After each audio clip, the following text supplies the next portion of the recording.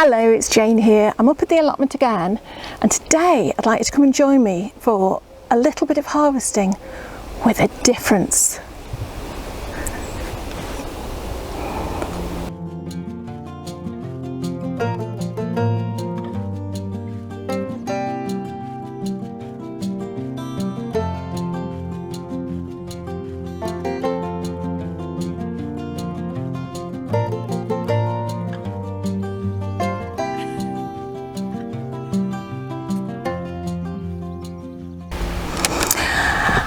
Okay Jane, what's so different about this harvest and why are you surrounded by dead plants? Okay, let me tell you. At 3 o'clock this morning I had a bit of a moment. Mike wasn't best happy. Doesn't happen very often, but I suddenly got it into my head that I'd really like to do a series of monthly videos leading up to what I'm only going to call the festive period, because let's not go there just yet, it's only just August, whereby I will show you how I harvest leaves, flowers, etc. I prepare them, I process them, and then I make them into all sorts of lovely goodies like toiletries and teas and balms, etc. for the thing that happens toward the end of December. So I thought what I'd do, starting from today, this is the introduction, I will take you through a month at a time how I'm going to get to that stage where I'm able to process and make my own things. Because what invariably happens is we all start to get interested in making our own presents round about end of October, November time, when all the Christmas... Oh, I said the word. I promised I wouldn't. Sorry, I'll try not to say it again. When all the things start to get advertised on the television and you start hearing the dreaded songs on the radio and all that, you do start to feel a little bit Christmassy, and you start to think about how nice it would be to give people homemade gifts. But by that point in the year, you'll be hard pressed to find some dried calendula in your local shop or even down at the allotment. So what we've got to actually do is, if we want to be at that stage, sorry, that sun's come out again. If we want to be at that stage a few months down the line, we've actually got to start preparing now. And by preparing, the very, very first stage of getting ready to fulfill that process is actually by harvesting whatever it is you are going to want to be using. Whether it's going to be for something, as I say, toiletries, so soap, or maybe even candles. I've never made a candle.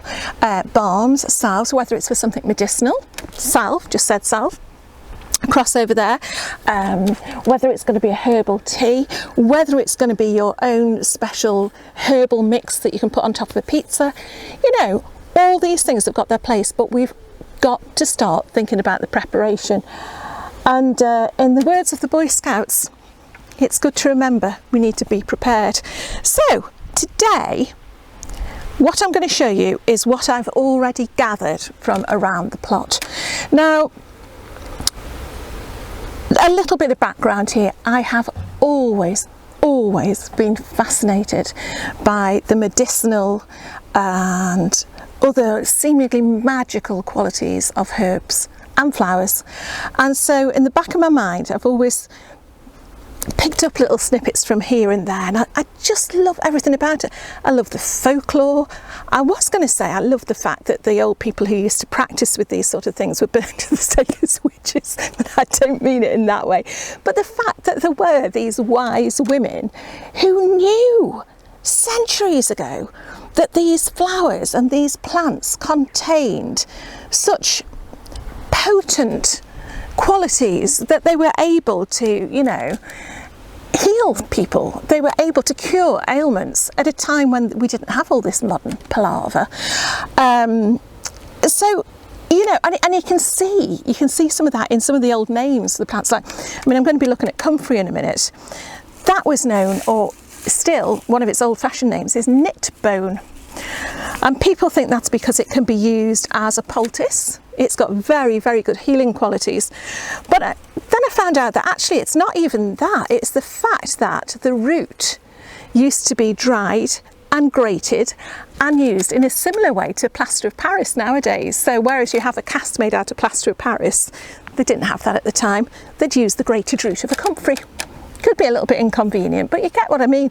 And all these herbs, there's, what's the other one? Pulmonary Lungwort, good for all the respiratory problems and the lung, all those problems. You'll find so many of these gorgeous, gorgeous old names. Self-heal. I'm trying to think of any others now, and I can't think of any of them at all. I've gone completely blank on that. But you know what I mean. But the old names for these plants indicated what they were useful for. So why aren't we using them today? Why on earth aren't we harnessing? Especially if you've got somewhere to grow things. You know, if you've got somewhere to grow them, make your own things. I know lots of people do already. It's relatively new to me, actually using them in toiletries. So I'm really looking forward to doing it. But yeah, it's something I think we should re-explore. I think if I'd been in the olden days, I probably would have been burnt at the stake as a witch, because I'm always going on about it. I'm certainly not a wise woman. But they were wise women. They knew about all these qualities, and it'd been passed down and passed down through centuries. Anyway, so what am I going to do? As I say, I'm going to do a series, maybe one a month, probably one a month. Today I'm going to show you what I've gathered already and how I'm going to start the processing. So in other words, how I'm going to start drying it. Next time we'll talk about the next step. So I might be covering some in oil. I might be getting some ready to go in some airtight containers. Next stage, we might be looking at how to make some teas or some toiletries, and then as it goes on, hopefully the last video in the series will culminate in putting some presents together with perhaps some other form of creative endeavour.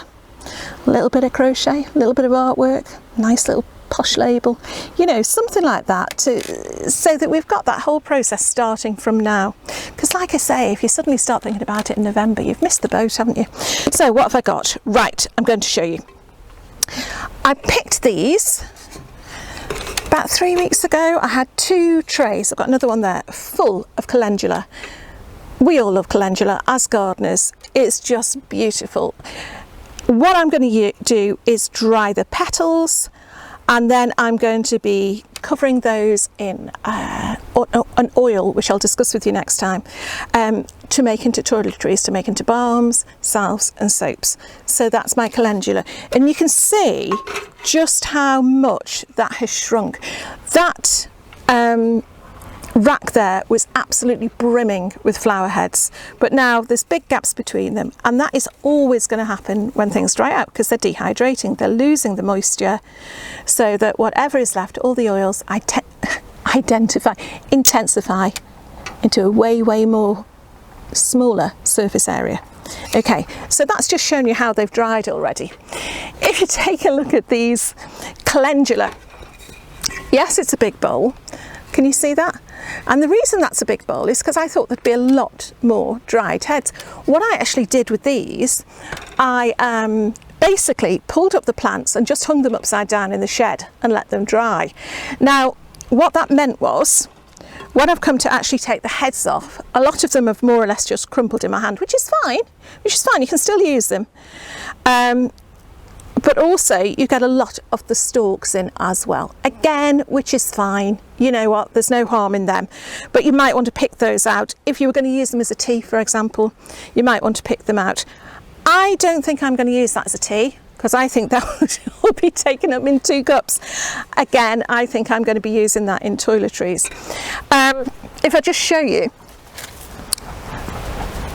these were what they turned into after they've been hanging in the shed for a few weeks. If you there's loads still on there actually.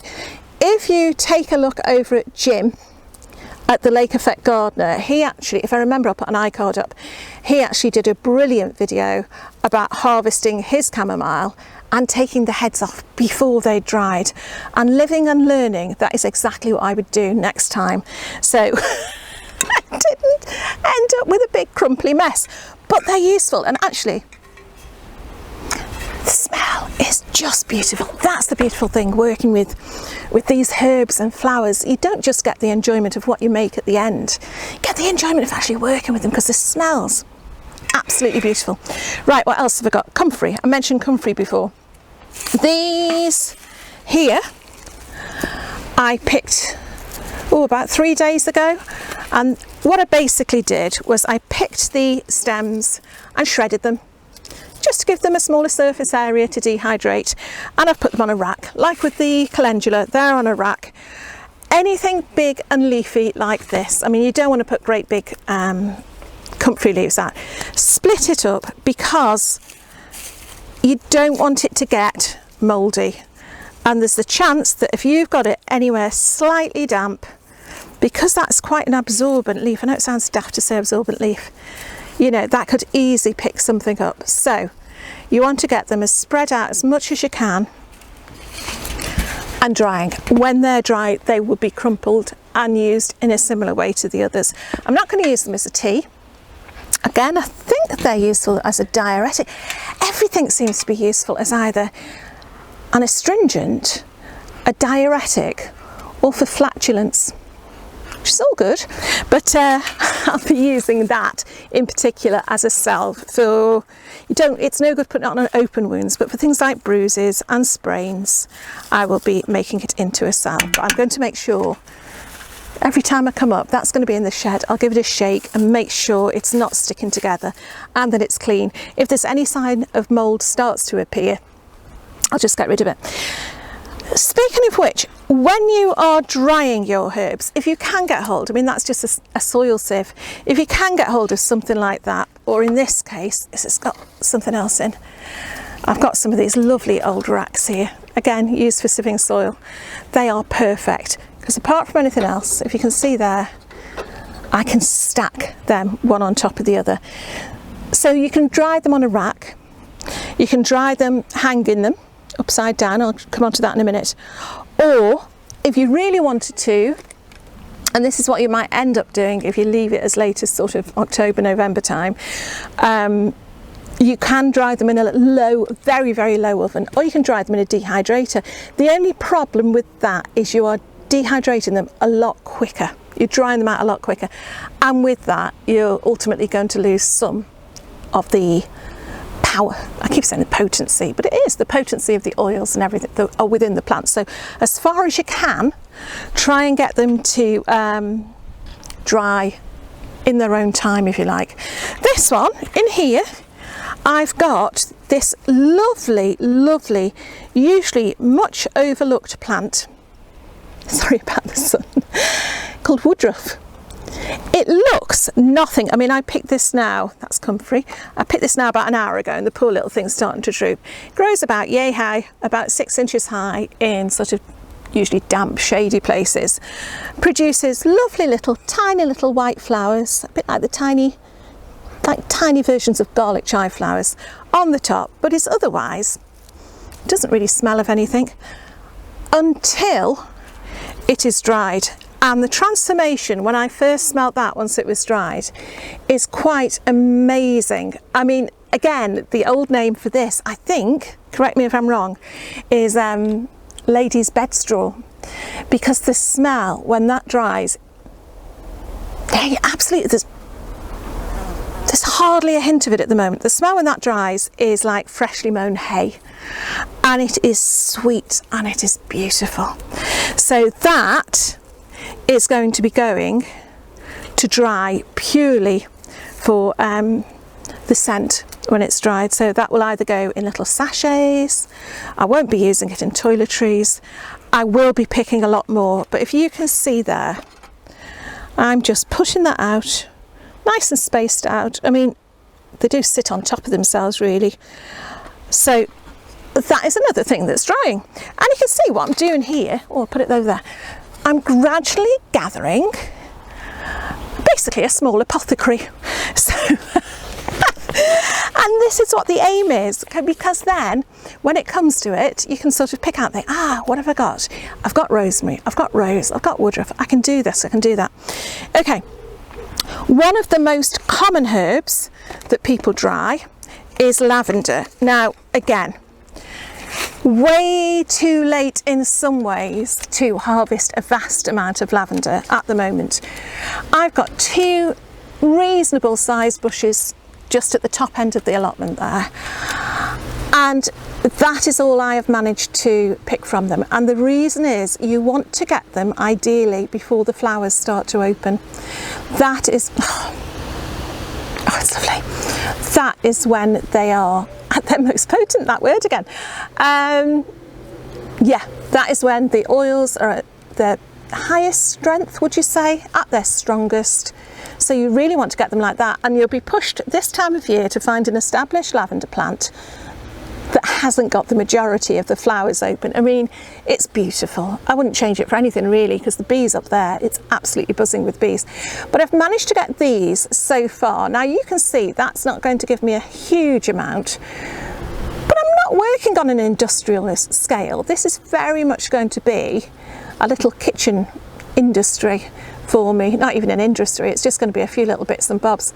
So that could be enough. However, I'm lucky enough that I didn't pot on my lavender cuttings till quite late. I mean, really, probably only about a month ago. They'd been sitting there for ages. And what that means is, although these flowers are only small, it means they are perfect for drying because they haven't yet opened. I mean, don't be put off.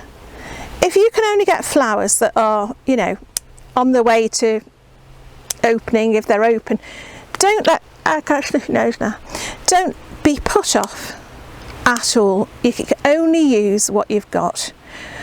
As it is, I know someone who I'm going to visit tomorrow, my mum, who's got a huge amount of lavender in her garden. But again, saying that, I think it's going to be at the same stage as mine up there. So I might be able to increase my little stash a little bit, but you don't want to be buying lavender when you can grow your own. So yeah, even just that is going to help. So this then takes me neatly onto my other way of drying the herbs, which is basically that way. Hung with a string, upside down, unceremoniously in the shed. Do not be tempted. I've lost my string. I'll have to lose my string. Do not be tempted to put them in a kitchen. It's like with onions or anything. We've actually got, our cooker is set into an alcove, and above the alcove there's a lintel, and above the lintel there's a lovely wooden rack, and these would look absolutely beautiful strewn. Would it be strewn? No, hung along the rack. But what are you going to get there? You're going to get all the steam and everything out of your kitchen, and that is not only going to wreck your flowers, it's going to, it could cause mildew. Okay, it's going to wreck the drying process, could cause mildew.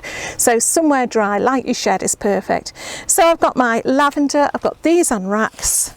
I've also got rosemary. If I had my string, well, you know how to tie it. Look, I've tied my sage already. Okay, I've got a little bunch of sage there. I've got a little bunch of rosemary here. That needs to be tied together. I have got, oh, now this is interesting. I've got bay. Now I must admit I brought this from home, but I want to have all my drying things together. So I'm going to have them all in the shed so I can keep an eye on them, all of them at the same time. So there's my bay. My thyme is only very young this year, so I shan't be doing thyme. If I do use it, I'll use it fresh. That's been snapped, but that'll be okay. Same with my marjoram. And again, it is a little bit too late. Usually once a herb has flowered, unless you've cut it back early in the season and you've got nice fresh new growth, like I did with the sage, okay, once that had flowered in about June, it was pruned back very lightly, dead flowers taken off, and this is new, beautiful new soft growth on the top. But unless you've done that, the leaves at the moment, they're going to just be a little bit ropey because they're getting used to starting to die back really. So yes, if you've had the forethought to do that, and again, it's all about this preparation, good, take off the nice new growth. And this one is one I've never tried before. And this again is from a bush at home. This is called Californian Allspice. Now, I know that you can use it for something. I've got a feeling it's the flowers that you use. But I think also there's something to do with, if you scrape along the stem and sniff it, it's supposed to smell quite spicy. Now, I'm not aware of a very spicy smell there, but what I'm going to do, because it'll be too late if I find out what to do with it and it's already died back, I'm going to tie that up and let it dry out and see what happens. Okay, so maybe a little bit of Googling to do there. But yeah, so hangy, hangy, hangy, racky, racky, racky, that's dry. The last thing, let me just show you, and I think this is where it all stems back to for me. I mean, I don't know about the men out there, maybe you used to do it at all, but as a child that's all starting to blow away. Hold on, I'll put that on top of it, there we go, put that down there. As a child, one of my favourite things to do was to ravage my mum and dad's rose bushes and make rose petal perfume. And even today, I mean, my girls did it as well when they were young.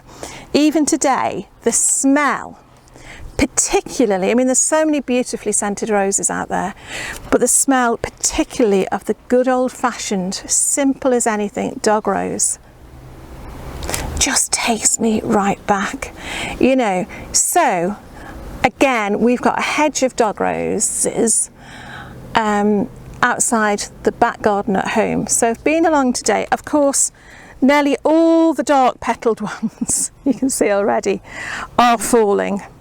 Okay, but I am hoping that, I know you won't be able to retain the smell in your cosmetics or anything, but I'm hoping that those dried will be absolutely beautiful if they retain their colour on the tops of some of the cosmetics, particularly like the soaps and that sort of thing. So we'll see. It's just, you know, this is just an experiment, but I'm sort of thinking, well, they would have just fallen on the ground anyway. I'm going to try drying them and see what I can do with them. Not really worth doing with the white rose. Rocky's just come in. Not really worth doing with the white rose because obviously the colour's not going to stay. But yeah, I mean, I have had this year an absolutely beautiful deep purple damask style rose in the back garden, and had I thought at the time I would have snipped one of those, because the amount of petals you get off a damask rose. Sorry if you could see now behind the camera, Rocky's just come in and tripped over a bucket. Mike's trying to get around the tripod and then they've come to surprise me. In other words, I need to shut up. So yes, I'm going to try those out. So I'm going to go back to my childhood days of pulling off the petals and drying them. Again, I'll do them on a rack. And the other good thing, but they weren't quite ready today, is that the rose hips that will come from them. So next time, let me just recap. Sorry, these are the ones I am drying this time. What else am I drying that I haven't got here? Mint. I was going to do lemon balm, but I'm not going to. I was going to do lemon verbena, but I'm not going to this year. I haven't got enough of it to make it worthwhile. So that's going down on my list for next year, because I want to do quite a few cuttings to up my crop for next year so that I can dry that next year. But yeah, this is everything I've got so far. I will be picking other things up along the way. In my next episode, it sounds quite formal, doesn't it? I will be showing things that aren't quite ready now, but will certainly be ready. So in a month's time, I will be picking the rose hips. It might be time to pick the juniper berries by then. And also I'm going to look into what you can do with elderberries. I'm not sure I'll use them, but rose hips certainly for teas and things like that, winter warmers over the winter. So yeah, so I'll be talking about that next time. And also, yeah, what the next stage is to prepare these ready for our cosmetics, toiletries, teas, mixed herbs, whatever you like. I'm quite excited about it, you know. I certainly was at 3 o'clock this morning, but I have to say, don't think Mike's talking to me. He really wasn't very excited at all. So yeah, tell me what you think. Are you going to come along? Are you going to do it with me? I'd love it if you joined in, you know, and then we can all sort of start from the very beginning, sort it out with each other, pass on some hints and tips, that sort of thing. I'll be putting something about it on the Facebook page as well, so we can maybe, you know, do some toings and froings there about what we're actually drying, what we're using it for. But yeah, it's the first time for me. And as far as the toiletries are concerned, I've made a salve before. I've never made a soap before. Oh, I have made a balm. I've made a salve, very similar. I've made oil before. But, you know, I'm going to be exploring it myself. So, yeah, let me know if you want to come with me. I'm dead excited about it. Anyway, shut up, Jane. Okay, I'm going to go and now place these somewhere nice and cool and dry, i.e. the shed, and let you know that do not worry, normal whatever it is will be resumed. Normal service will be resumed soon, because in a few days time apparently we're due for a nice few hot days to come up. So I think in a few days time I'd like to come up to the allotment and basically go round and see what I can pick to make a nice little salad with for my tea. So come and join me doing some harvesting and some preparation for that. But otherwise, come along to the Facebook group, come along to the Instagram page, let me know what you think of that. Are you in? Are you in? I'd love you to join me. Okay, so hit the thumbs up if you like the video, subscribe if you haven't subscribed before, share it with your friends, blah, blah, blah, blah, blah, blah. And now I'll go away. Okay, I hope you enjoyed it. A little bit different, but I'll see you again very soon. Okay, bye.